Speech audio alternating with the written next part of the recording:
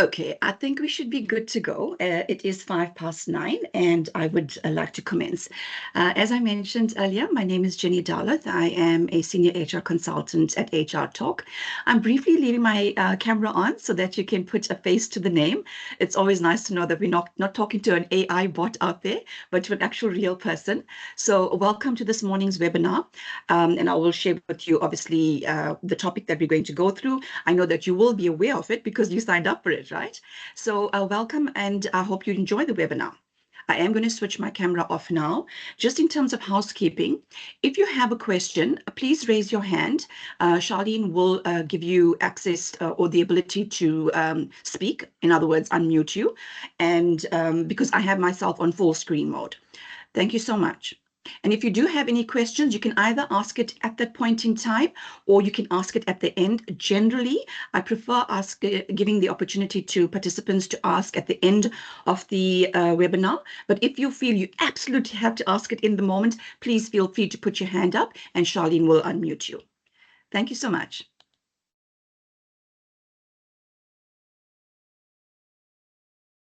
So as I mentioned, our topic this morning is on training and development. And I know it's something that we're all familiar with, right? So in terms of the content, it's not going to be rocket science. It's probably just an opportunity for us to remind ourselves, why do we do what we do, or why is training and development so important in an organization? And of course, let me just go to the very next slide, which says, and this is what you read when you were invited to the webinar.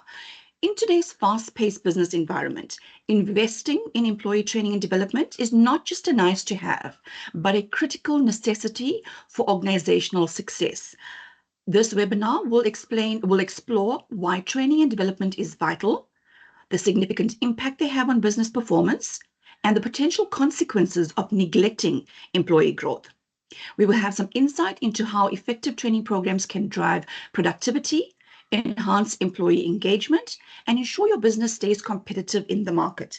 Now, I intentionally highlighted these words because, as I mentioned, I know that we are all probably experienced individuals. We have at some point led a team, or that we have invested in employee development and training, whether it was through the fact that we are an HR resource or we are a line manager who is training someone else. The reason why this is important is that when we understand that we start seeing training as an investment as opposed to a cost, it fundamentally shifts how we manage training in the business going forward. So I'm sure you can imagine that, if you had to go and type into Google or into an AI chat, training and development, give me information on training and development, you will get tons of information. So whilst there is a lot to talk about, however, considering the time that we have, I would like to focus on the following. So why do we need training and development? So what are the benefits of having training and development in our organizations? The importance of training and development? And what is the impact on business? Best practice for implementing training and development, and skills development in a South African context. Initially, when I had started putting this webinar together, I had focused on the first 4 topics. And then I thought about it and said, well, I should bring it home, right? So why is it that important? Yes, we understand from a business perspective, why is training important? Why do we need to have it? What are the consequences if we don't have it in place? But I always like to bring it back to a context within which we operate. And obviously, we all operate within a South African context. So I thought that it was quite interesting to actually add some information about that. And when we get there, obviously, you'll see what information I'm going to share with you. So why do we need training and development? Let's get straight into it. Let's firstly define what is training. So training refers to the process of improving an employee's skills, knowledge, and abilities to perform their current job more effectively, right? So keywords here being current job more effectively, whereas development involves preparing employees for future roles and responsibilities, focusing on long-term growth and career advancement. And as we go through the webinar, you'll see how these two actually start differentiating themselves. And then in our place of work as well, when we think about training and development, we will be we will easily be able to say, well, actually, when we do activities 1, 2, and 3, that's actually training. Whereas if we do activities 4, 5, and 6, that's development. So there is a difference between training and development. And I know that sometimes people do use the words interchangeably, but there is a difference in how we understand the word. As with anything that we do in the world of work and in our work environment, is that, if we are investing in training and development, it has to align with the business goals, right? Sorry, let me just move this across. So effective training and development ensures that employee skills are aligned with organizational goals. And I'll just read the next point quickly, and then we'll discuss that. Additionally, continuous learning enables and ensures employees' ability to adapt to changes in the market, technology, and customer expectations. Now, the heading of the slide says alignment with business goals. It wouldn't make business sense, right, if we invested in training and or development, but actually what we're training our employees on or what we're developing them for is not aligned with the business goals. So let's use a practical example. I think the ones that I usually like to call on as an example is, some organizations have a study leave policy or where they offer support to their employees.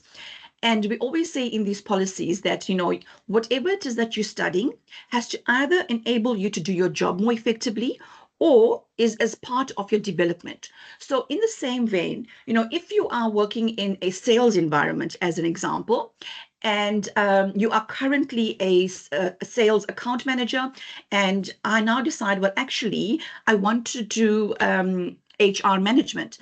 Well, that's fine, provided that as part of your development within the organization, once you've worked in your sales position, your next role, or as part of your development, you are going to move into the HR department. So it has to make business sense, right? It doesn't make sense if we invest all this money, time, effort, energy into something that's not aligned to what we are actually doing. So training helps employees stay updated with the latest trends, tools, technologies in their field. And when I was doing research on this, interestingly, when they talk about this particular statement, they often say and make specific mention to the IT field and the medical field. As you can imagine, in the IT field, staying up to date with technology is changing all the time. And I'm just thinking of one of the examples that I had read around Nokia as an example. We all knew, okay, some of us, my age is showing, some of us knew of Nokia, the cell phone, when they first came out.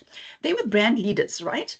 So when you think about technology and how the cell phone has evolved since then, so hence we can understand that when we talk about IT, when we talk about mobile devices, etc., we can understand why it's important to ensure that we are keeping abreast of changing trends, etc. And the same with the medical field. But then I thought about it and said, hang on, it actually does apply to other functions within the business. Take HR as an example. If you are an HR practitioner, we have to ensure that we are kept abreast of any changes to legislation. We need to understand what the impact of those changes are. A great example there would be the Employment Equity Act. Remember, there was conversations around changing the way employment equity would be assessed going forward. It would look at very significant, in my opinion, changes that could impact how we operate in South Africa. But the same can be said about something like marketing. Marketing tools, ways of marketing, etc., have evolved significantly. And for those of you who are in the industry where, predominantly you rely on marketing to get your business out there, but I think, most businesses, any business would use some form of marketing.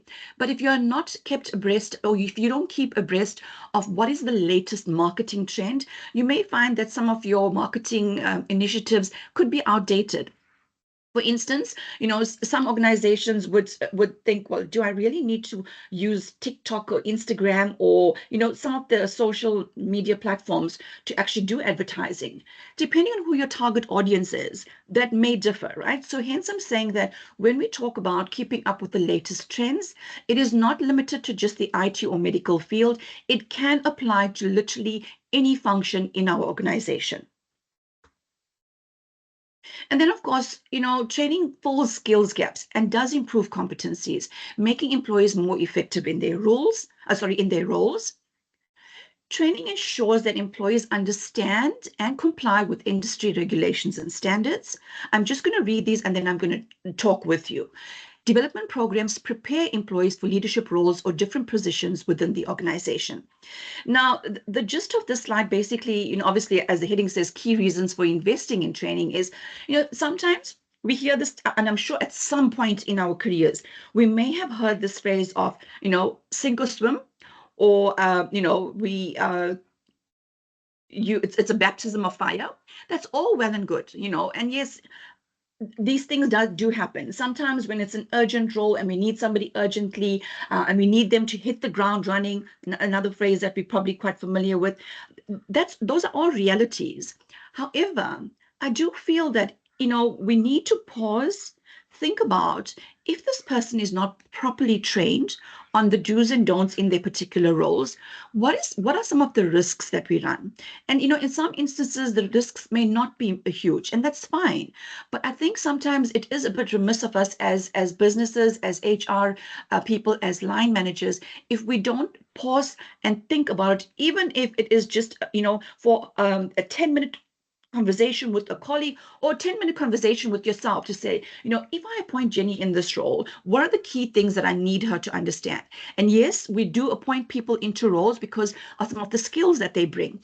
But if the person is coming from an external environment, or if they're coming from a different department within the organization, I do believe that we should never write off the importance of training somebody. We have seen, or I have seen in my career, I have done training and development for large multinationals, and I've seen numerous instances of where we actually, I think, underrate the importance of training. And what ultimately happens is the employee could then not perform in the job. We then create this perception that actually, and we question ourselves, was this the right person for this position? But then, like I said, we have to ask ourselves, were we fair on Jenny when we appointed her into the role? Did we give her adequate training to ensure that she understands what is required of her, what needs to be done, and how it needs to be done? So don't underestimate the importance of training in any position.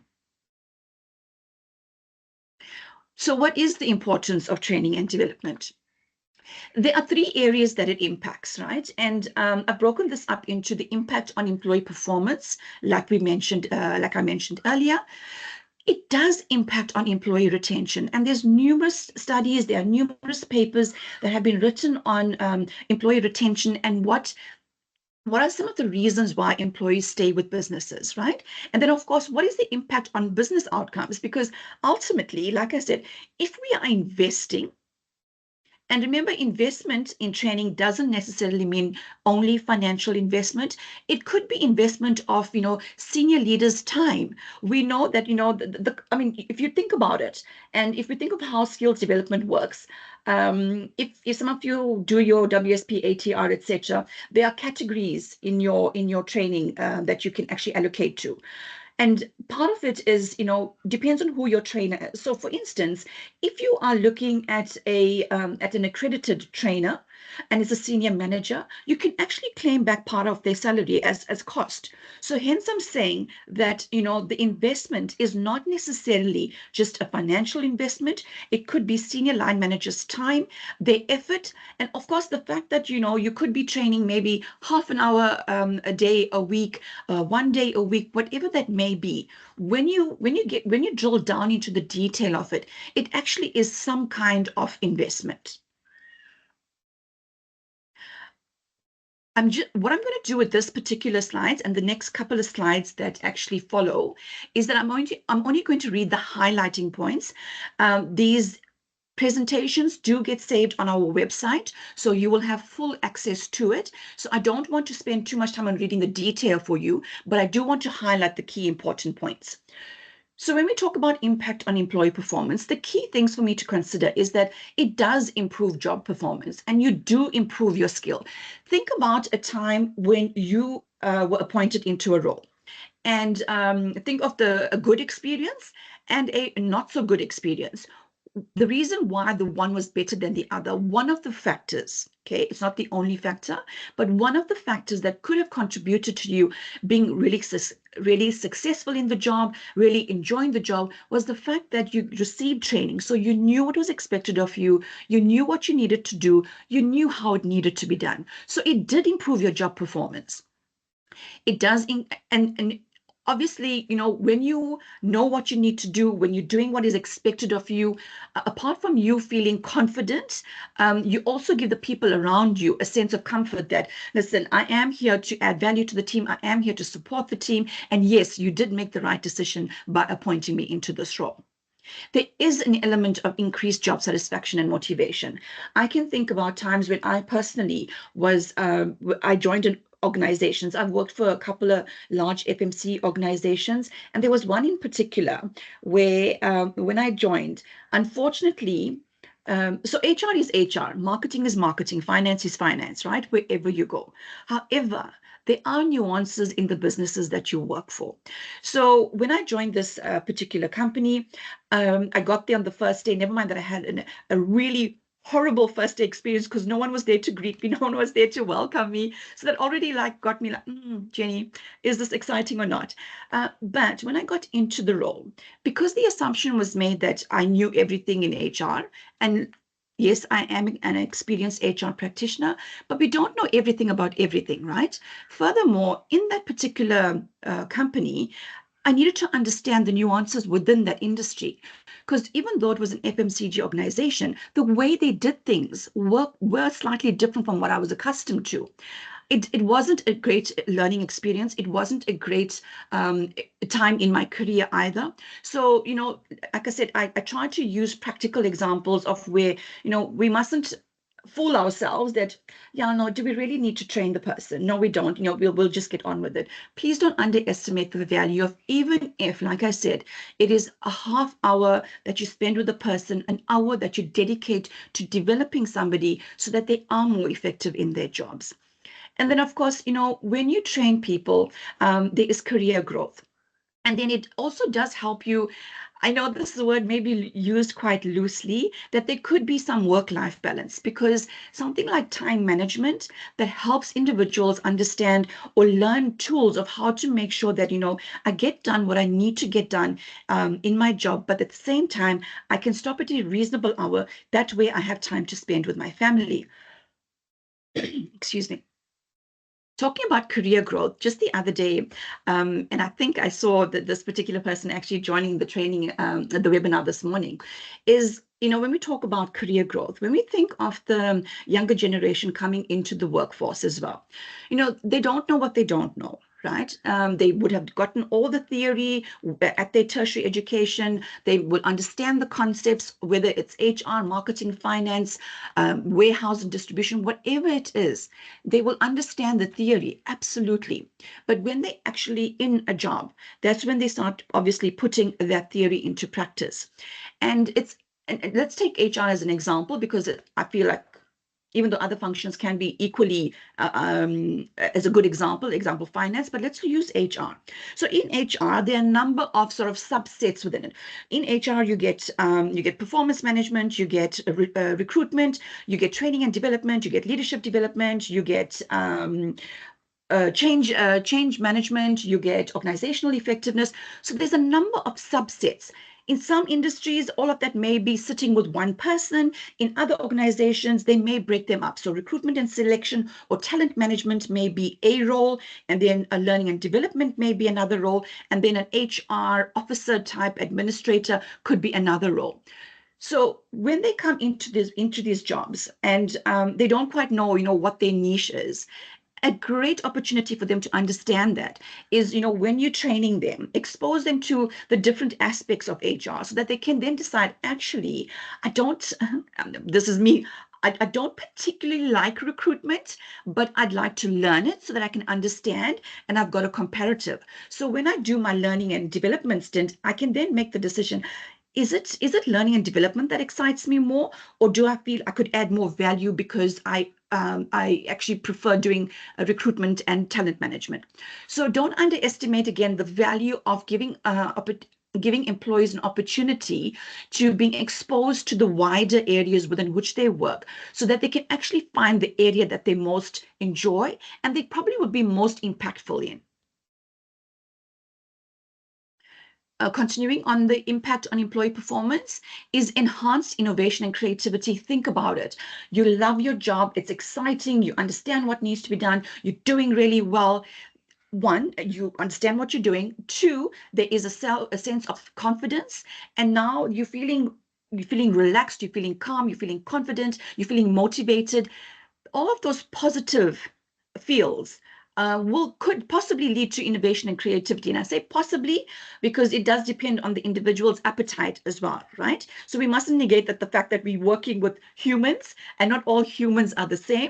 So, but anecdotal evidence has suggested that when an employee is happy, comfortable, confident, and understands what's expected of them, they have the headspace to actually apply themselves more creatively. So training does encourage creativity by exposing them to new ideas and perspectives. And then imagine, now that you're in the role, you understand what's expected of you, it does lead to better decision making. So you can make, excuse me, more informed decisions. You also have the ability to start developing leadership skills. Never underestimate that, it could be the smallest thing. So let's use an example here that, so I'll use myself again as an example.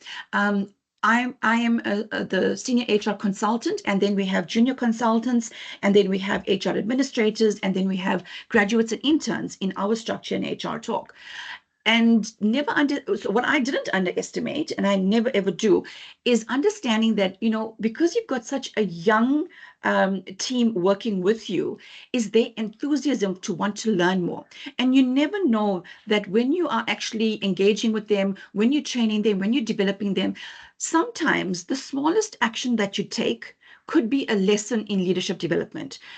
The example I would use is, the manner in which as an example, the manner in which you respond to when you are overwhelmed with many things, many activities. I am sure that every single one of you on this webinar this morning can identify with, when I got to work this morning, I had 10 things to do on my to-do list, but by lunchtime, I actually haven't even touched that to-do list. So how do you manage that? And the smallest thing that you could say to the person actually helps build them. And that small thing then carries on because that person then teaches that to the next person that they are now encountering. So don't underestimate that some of your actions, some of the ways in which you present yourself, behave with other individuals, that the younger generation or new employees are actually picking up those things up from you.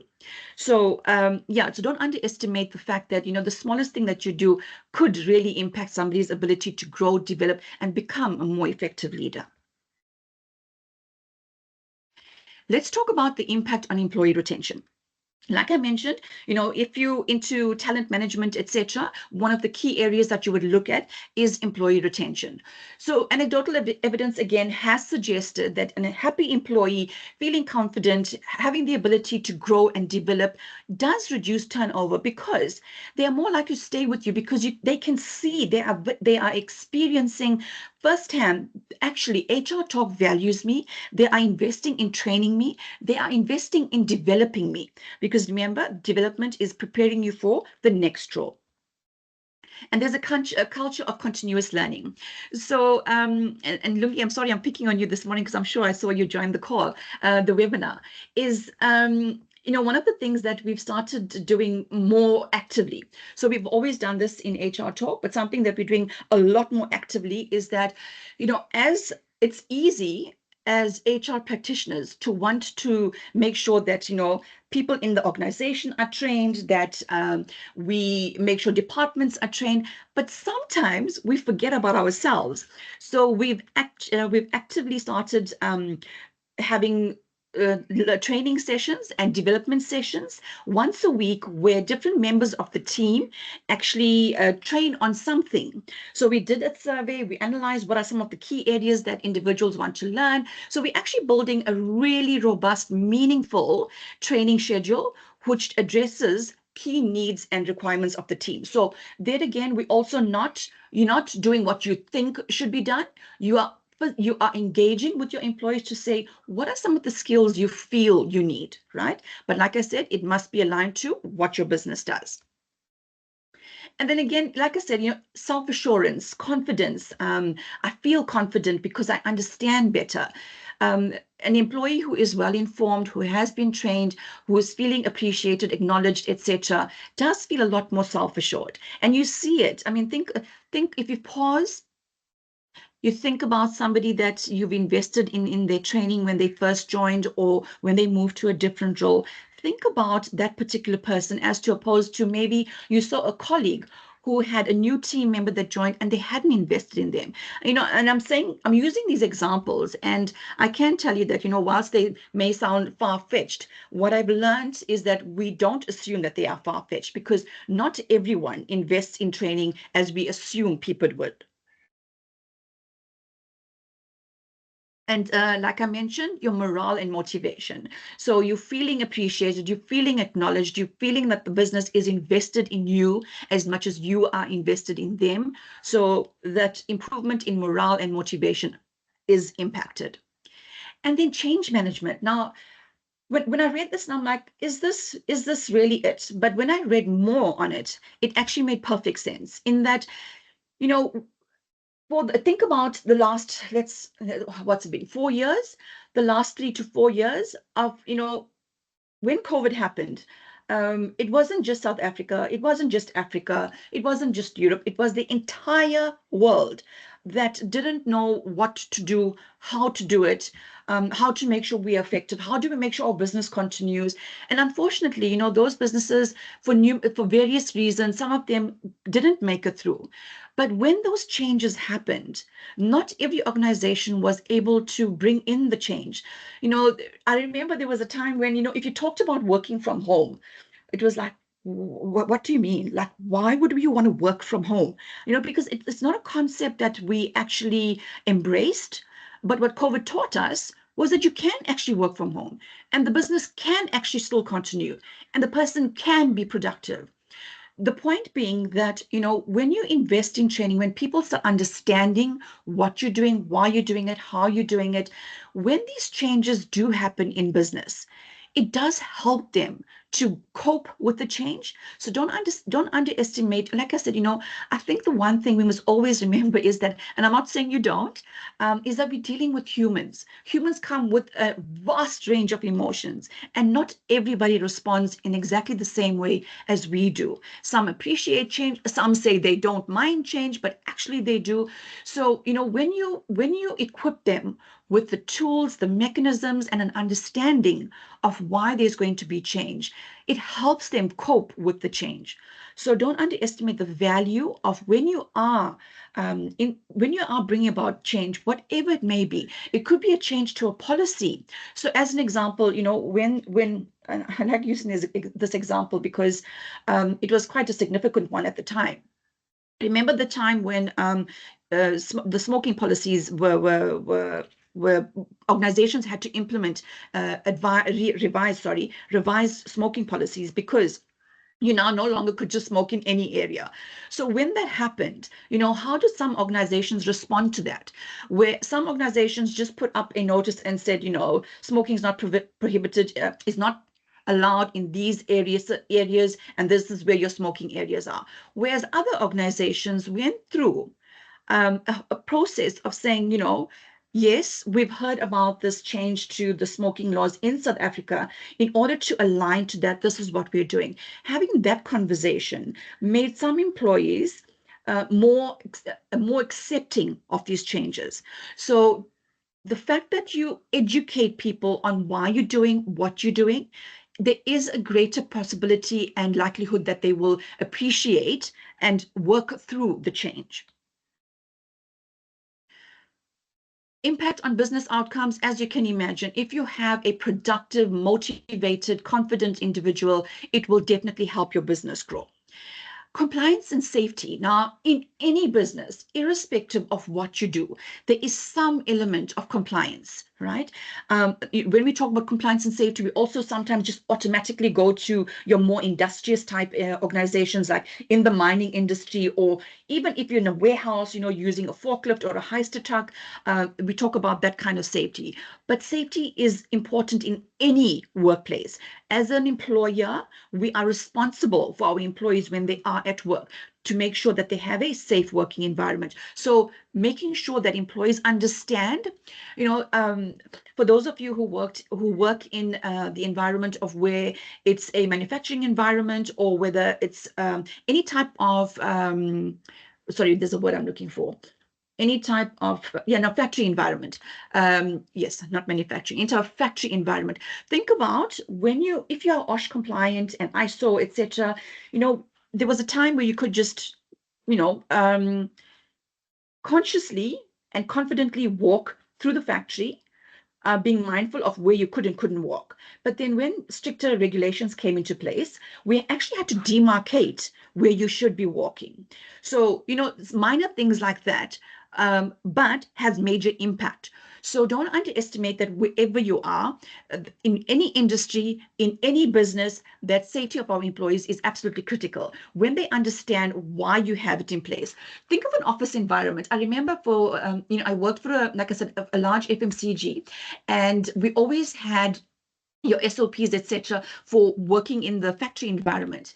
But when we had done an analysis, I used to be the learning manager for that business, is that we found that actually most of our safety incidents were actually at the head office as opposed to all the factories.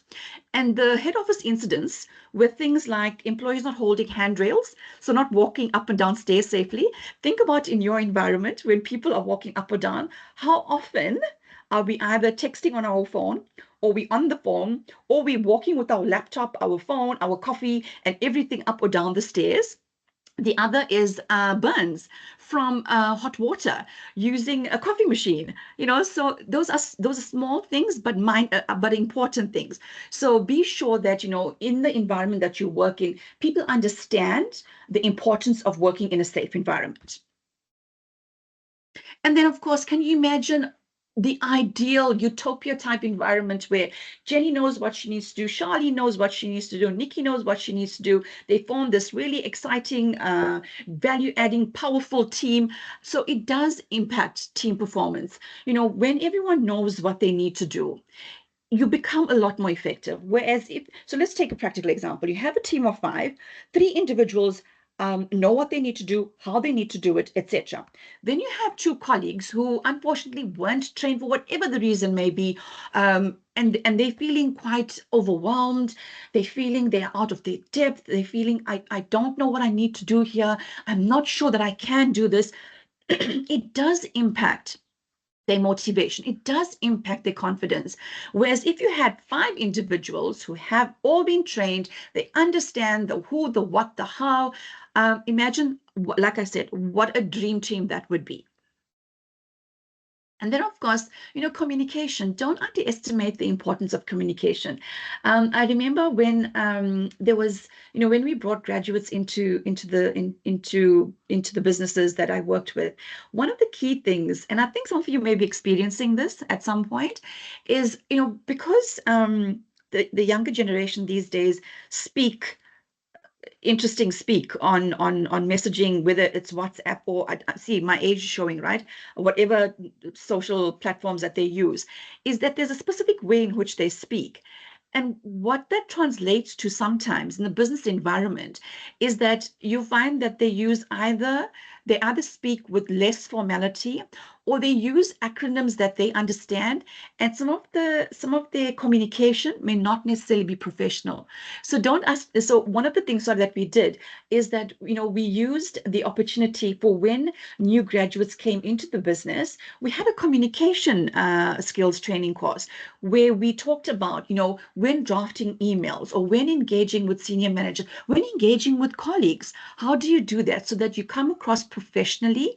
So like I said, small things, but at some point in our careers, we may have been exposed to it. So something as simple as communication, sometimes we do need to train on it.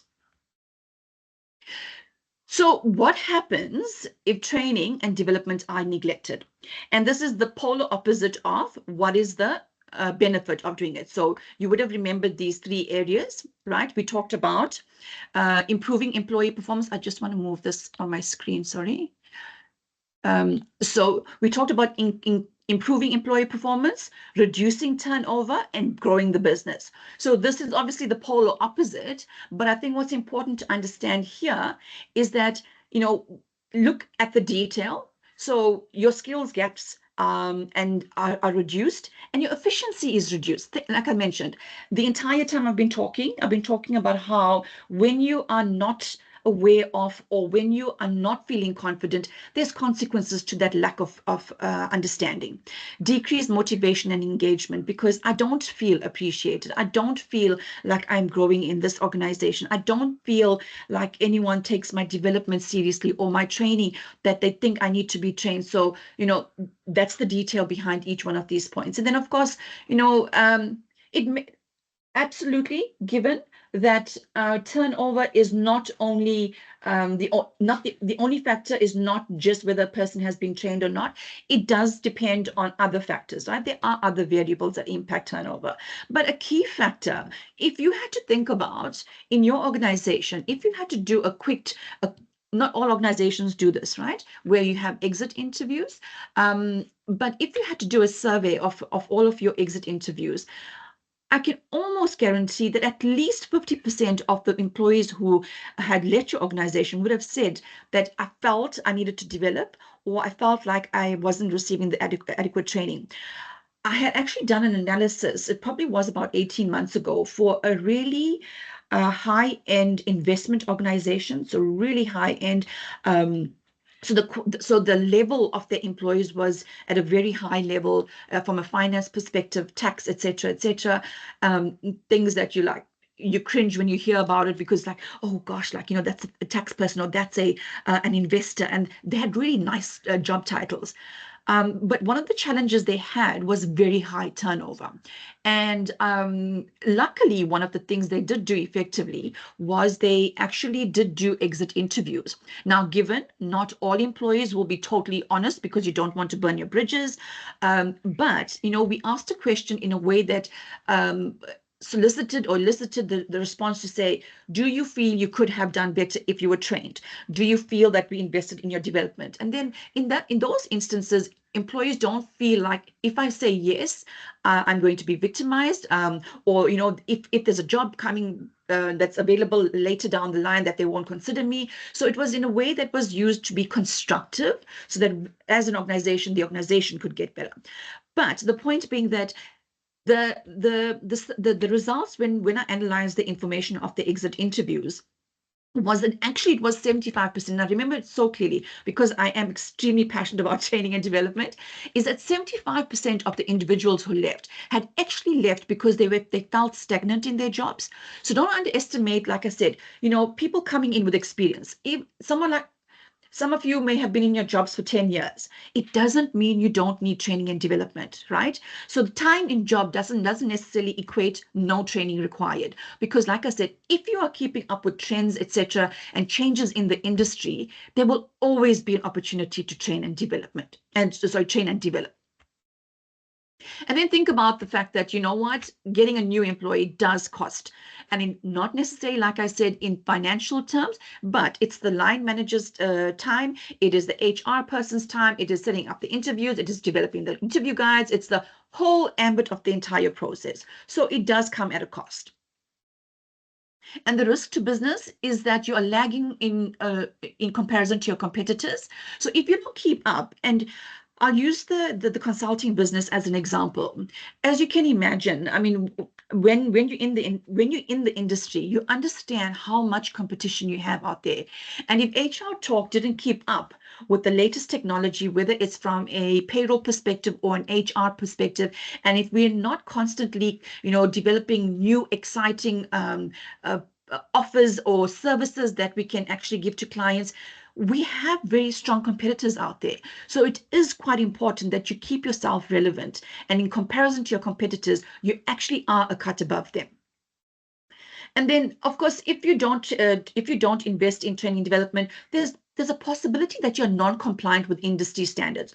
So think about whether, as an example, if you need to be ISO accredited, or if you need to get some kind of certification, whether it's BBBEE, there is consequence to if we don't do some of the things that we have to do. And then it doesn't matter what industry you are in. Sometimes we like to believe that if we don't sell something, then we don't have customers. That's not the case. And I think most of you would know this, that a customer can be an internal customer. And in cases where it's the obvious external customer, is that if we don't train our employees on how to engage with customers. Because remember, one of the challenges we have, and whilst it's a good thing, there's always pros and cons to everything, right? But let's use the example of the fact that as customers, we actually have we have access to so many options right now. So let's use a silly example, shopping. Right? I'm female, obviously I love shopping.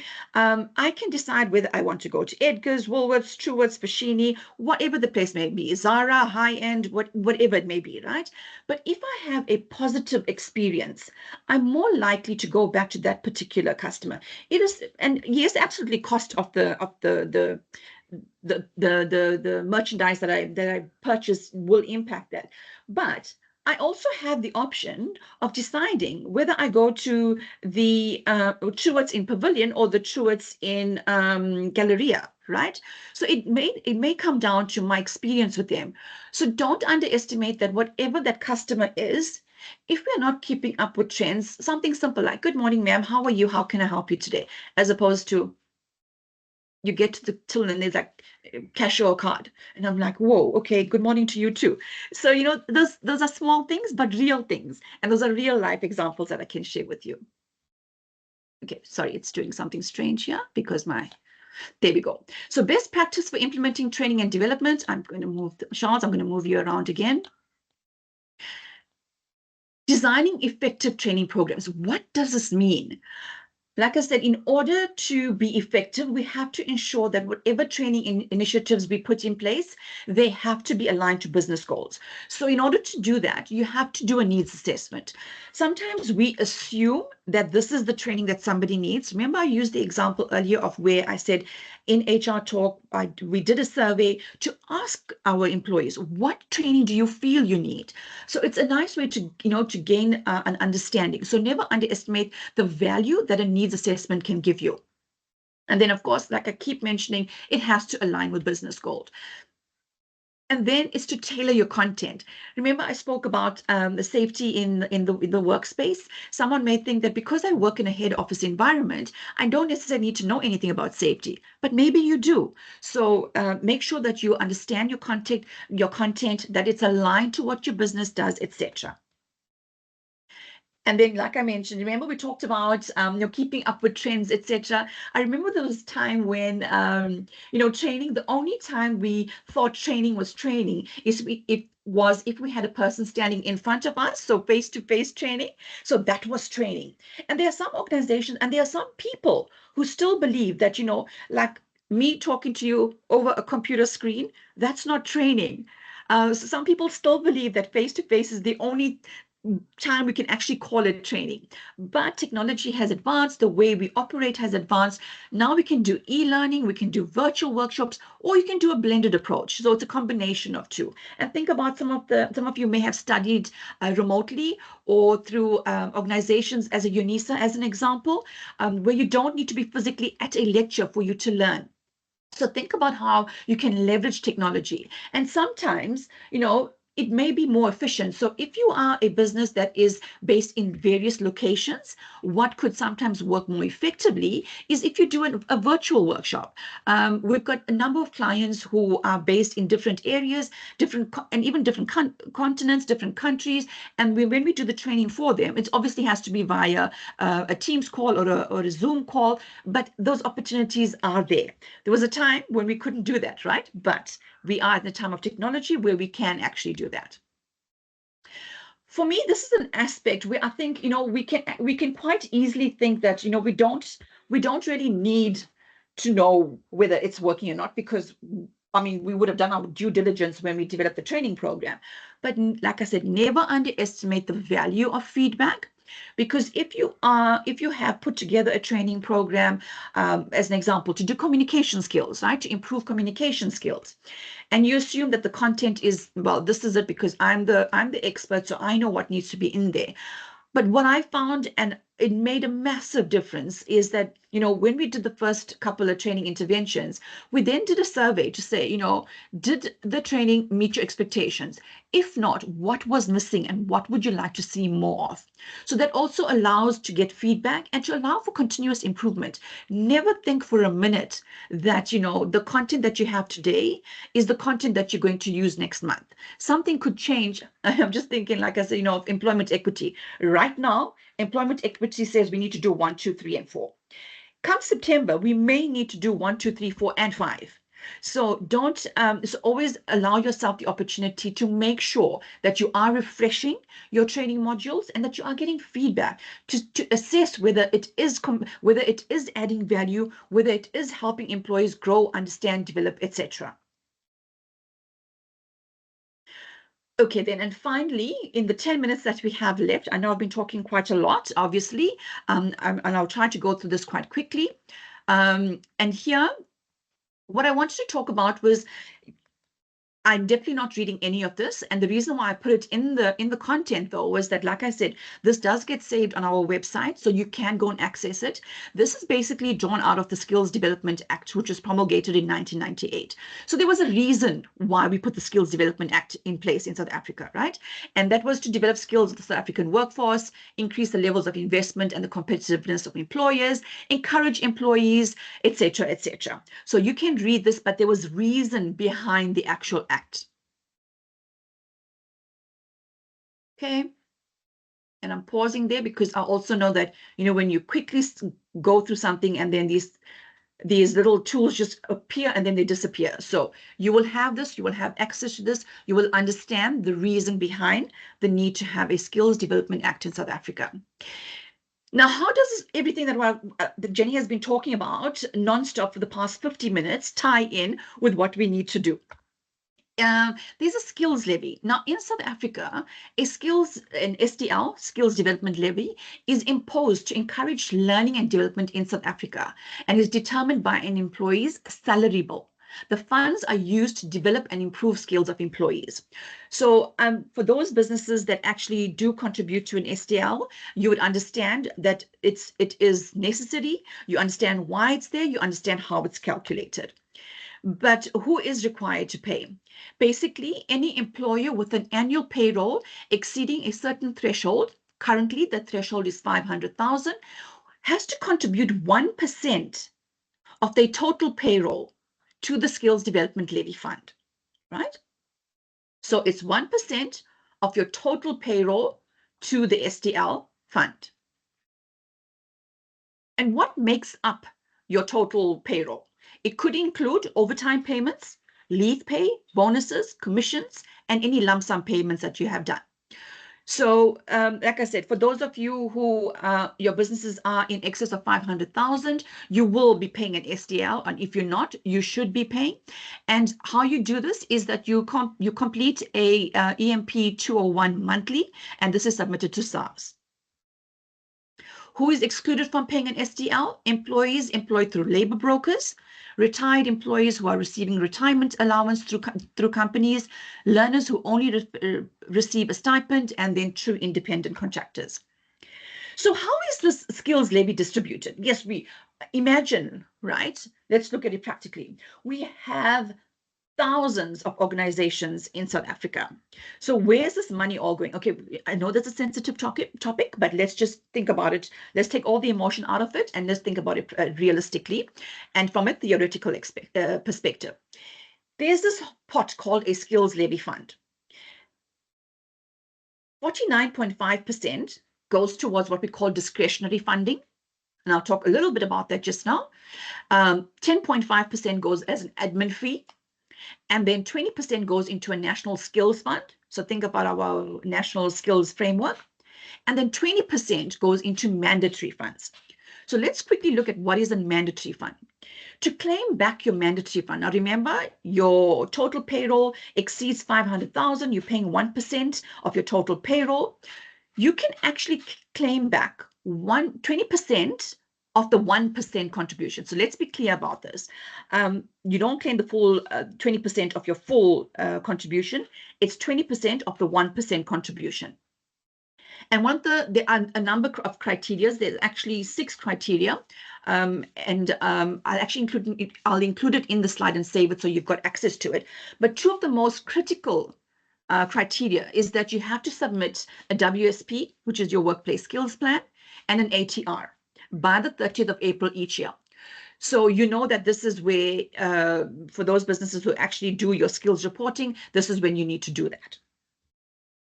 And then mandatory grants not claimed, because the government is also quite creative in that it does place the onus and the responsibility on the employer to say that you need to apply for those mandatory funds. And if you don't, it's not lost. It goes into the discretionary fund. Remember, the discretionary fund is 49.5%. So if the mandatory grant is not claimed back by various companies, it goes into the pool of your discretionary funds. So this means that funding that is available could have been, I'm using a really stupid number here, it could be R1 billion South African rands that was in the discretionary fund, but at the end of a particular financial year, we had in excess of 2 billion unclaimed that will go into your discretionary funds, and where you use it will unfold in the next slide. So what is discretionary funding? This becomes available at a specific time during the year. They call it a window period, okay? And it's generally a very short period. There could be, reasons for why this is so, but generally it's either, with some SETAs, it's either 4 months, or it could be 6 weeks, also 4 months. It could be 4 weeks or 6 weeks. So hence we're saying a short period within which you need to apply for this. And I'm not going to go into too much detail because the intention of this is not to go into the skills development part, but just for you to understand how if you invest in training, this is where you can actually get some leverage from the funding. And then you've got to apply to your SETA, and you all would belong to different SETAs depending on the nature of your business. And the purpose of the discretionary grants are to encourage stakeholders to contribute towards skills development, all right? And then the other area it contributes to significantly. Remember, we have this whole fantastic, amazing initiative called BBBEE. And the Code of Good Practice then says that there's 5 different pillars, and one of the key pillars is on skills development. So there's a number of criteria that needs to be met in order for you to actually, contribute towards your either improvement in your level, whether you're a level 1, 2, up to 8. But skills development does play a significant contribution to this scoring. This is as per the BBBEE Commission of South Africa that says investments in skills development, and we say Black people, you know that it's ACI, it's introduced a 15% cap for non-core training. At one time, like I said, my age shows, right? There was a time when this was first introduced that you could actually claim back for accommodation, catering, etc. But now there's a 15% cap on that. And there's also 15% cap on informal training, because what the government was finding was that people were training people, but it was more on an informal capacity. So the government then said, let's relook at this. We're actually going to put a 50% cap on it. And we want people to train people on courses that are either accredited or where you could possibly get an NQF qualification, or it falls within the categories, in your categories A to G, in your skills development. If it falls into one of those, that's what we want to promote. And then again, like this ties into the first point, where your compliance target is based on your economically active population. Sorry, those words always get me quite stumbled. And then the last slide is just basically to say, guys, you've heard me talk quite a lot for 55 minutes now, is that the key takeouts for me is that you need to understand your business's needs and your employees' needs, right? In terms of training and development, you need to understand the benefits of training and development and the consequences of not investing in training and development. And then to ensure that, if you are contributing to an STL, is that if you meet the criteria, then you claim back your mandatory funds, because this is money coming back into your business. Look for opportunities to leverage obtaining discretionary funding if you meet the criteria, to subsidize your relevant training interventions, because there's also as you can imagine, guidelines in place, right? Which says how you can actually qualify for discretionary funding. And then to understand the impact of skills, training and development on your BBBEE scorecard. And should you be unsure, contact HRTorQ and an experienced, well-versed consultant will connect with you. So on that note, I'm going to pause there and going to ask if there are any questions. Sorry if you felt that I raced through it, but like I said, I get really passionate about these things, so I tend to share quite a bit of examples, etc., to also make it practical for you. Are there any questions? You can either put your hand up or you can ask in the chat box.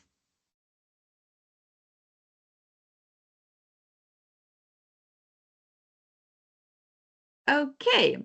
I take it that you're all happy with the content. I hope that you've taken at least 2 or 3 nuggets out of this webinar this morning. And like I mentioned, if you need support with anything, please feel free to reach out to HRTorQ and we'll be happy to support you in any way that we can. Have a lovely day further, and thank you so much for joining us.